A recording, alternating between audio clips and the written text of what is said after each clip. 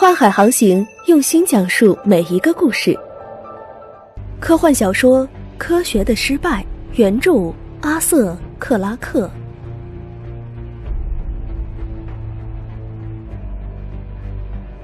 此时的我站在国际法庭的被告席上，面对法官，我开始了陈述。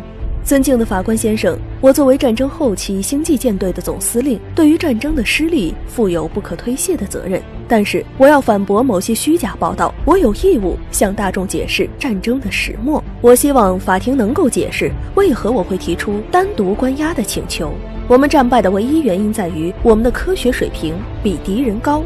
再重复一遍，正是敌人在科学方面的劣势才导致了我们的失败。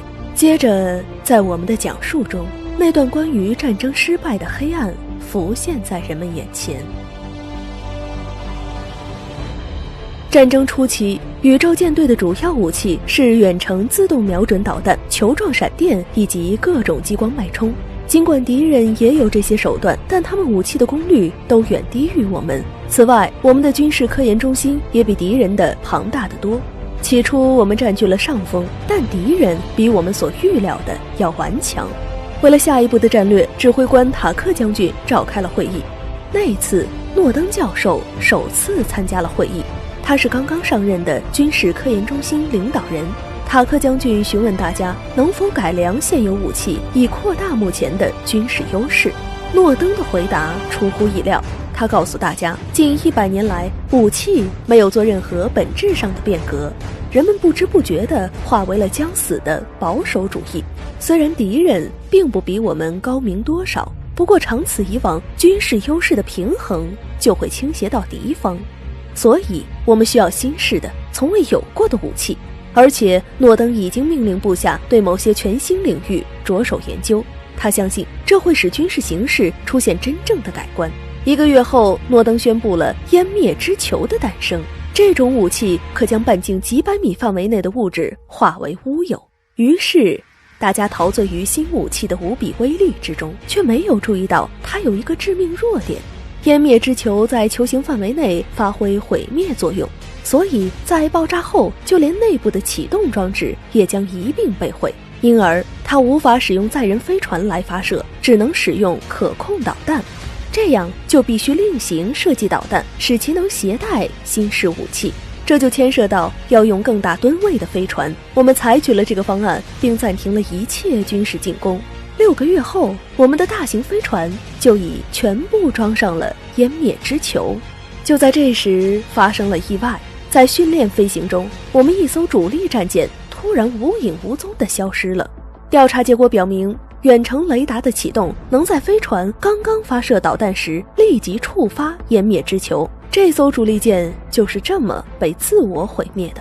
为了消除这一缺陷，预定的战役又推迟了1个月，于是我们只能重新部署飞船工程。正由于我方停止了军事行动，敌人却给了我们突然的打击。我方飞船上此时连1枚自动导弹也没有，便不得不临时退却，以至于丢失了3颗行星。这件事当然有点令人难受，但我们毫不怀疑，等到新武器完全配备，就能弥补一切过失。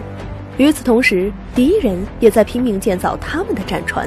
虽说他们的战船古老又落后，但其数量已经远超过了我们。之后的战场上，敌舰数量往往是我们的数倍之多，导致自动武器在瞄准上的混乱和失误，使我方损耗更大。此外，当我们的主力舰船忙于交战时，敌人又对防卫力量较弱的星球发动突袭，结果是我们的5个星球全被占领，敌军离我们的根据地只剩下50光年的距离。此后的军事会议上出现了众多的相互指责。舰队总司令塔克将军声称，不应该盲目信任万能的武器，应当继续建造普通类型的飞船，以保持优势。但诺登却表示，有办法在最短期间扭转局势。诺登声称，他还有另一件武器，他手下的科学家研制的战斗分析器已初具成果。数学家们曾分析过历史上一些典型战例，结果表明，即使在我方战胜时，我们飞船战斗力的发挥也还达不到理论值的1半。战斗分析器可以充分发挥舰队的战斗效力，只要用超级计算机来取代作战时的指挥官就行。这个计划起初饱受争议，但进行了多次战争演习以后，我们全都心服口服了。从这时开始，麻烦也又随之而来。由于战斗分析器包含有上亿万个电子元件，这就需要大量的技术人员去维护并使用它。作战飞船无法容纳这么多人，我们又不得不为此打造出辅助飞船，最后只好暂时使用2台分析器投入战场。但敌人始终在加紧进攻，他们的士气日益高涨。舰队的远征起先非常成功，敌人在首次交战中就遭受到沉重的打击，他们退却了，我们重新占领了3个星球。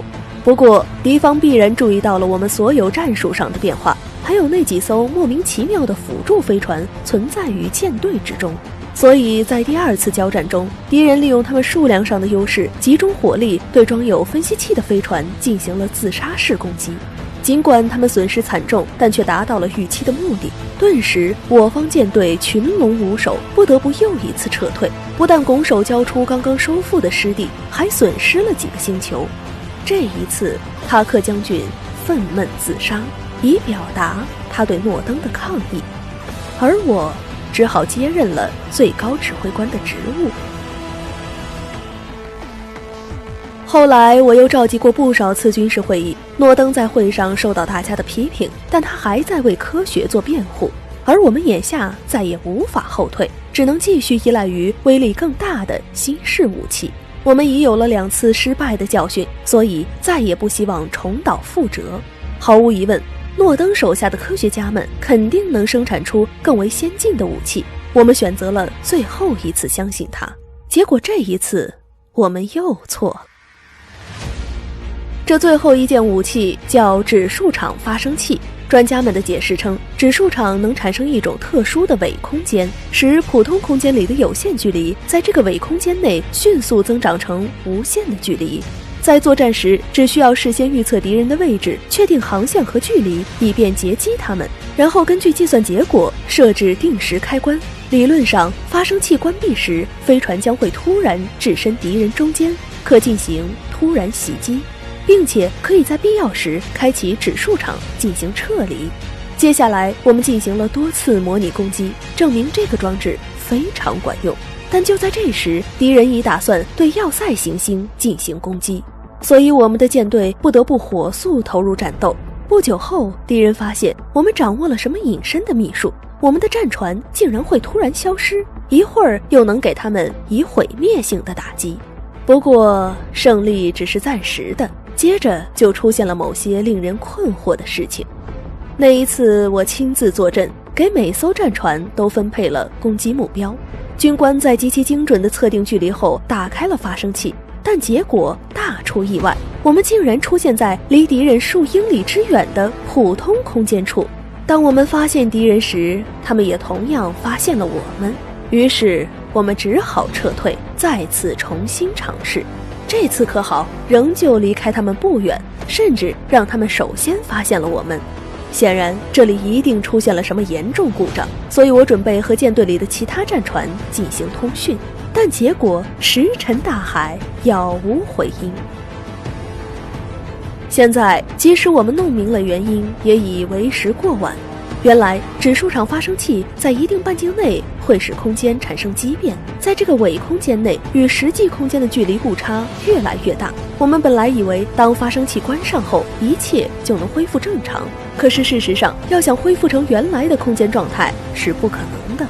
指数场发生器反复开关，就等于把飞船时而拉长又时而缩短，飞船上的一切物体的原始状态都已无法复原。